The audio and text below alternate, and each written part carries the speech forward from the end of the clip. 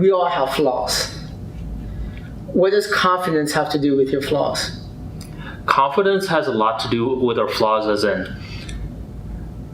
you are basically having to accept the good and the bad of you. And that's not something that we tend to want to do. We typically want to highlight the good, and we want to act like the bad, the flaws really don't exist. But true confidence isn't about acting like the flaws don't exist. It's about saying, okay, I have these flaws, I acknowledge it, and I'll do something about it. That's so true. Mm-hmm. Now I'm going to give you not side story, but reverse advice. When I first started Toastmasters, so English wasn't my first language. I'm not really grammatically correct. I sometimes don't pronounce my words. I have run-on sentences like and, so's. In the beginning, everyone used to tell me, Shlomo, why don't you, if you want to become a professional speaker, why don't you go to speech therapy? And for the longest time, I believed that. And I recently hired a mentor and coach. He's spoken 15 different countries. He mentored me for about 6 months. And I told him about that. He said, Shlomo, you don't need to go to speech therapy. You need to accept who you are as a brand, as a person, as a speaker, and still go out there. Because people are not going to listen to you. Or not going to listen to you because you have bad grammar. People are going to listen to you because of your story, your message, and who you are as a person. They want to see someone that they could connect to. And so what if you have bad grammar sometimes, or people can't understand you, or you have run-on sentences? It's okay. That's who you are as a person. 100% agree. You know what's really funny? What?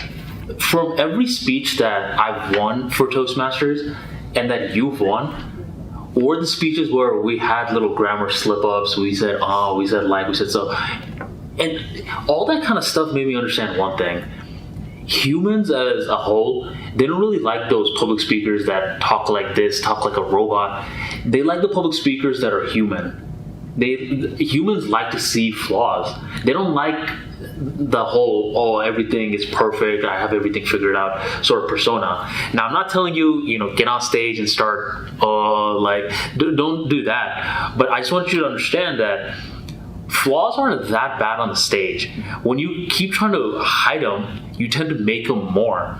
Just understand that when you do make some, you'll still be well off. You'll still have a successful speech. I would say the most important part of being a speaker is your message and your content. 100%.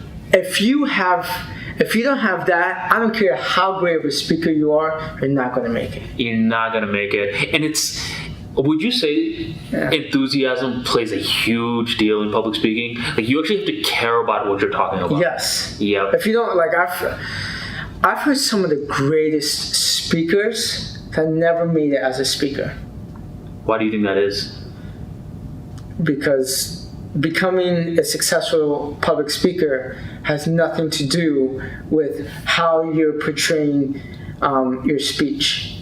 It's, you see people like Gary Vaynerchuk give a speech that's, in Toastmasters, he'll be criticized up the wazoo, cursing after cursing after cursing. The grammar gets up on those.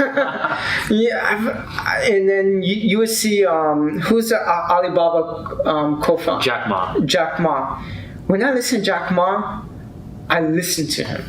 When Elon Musk talks, he's one of the worst speakers ever, but I listen to him.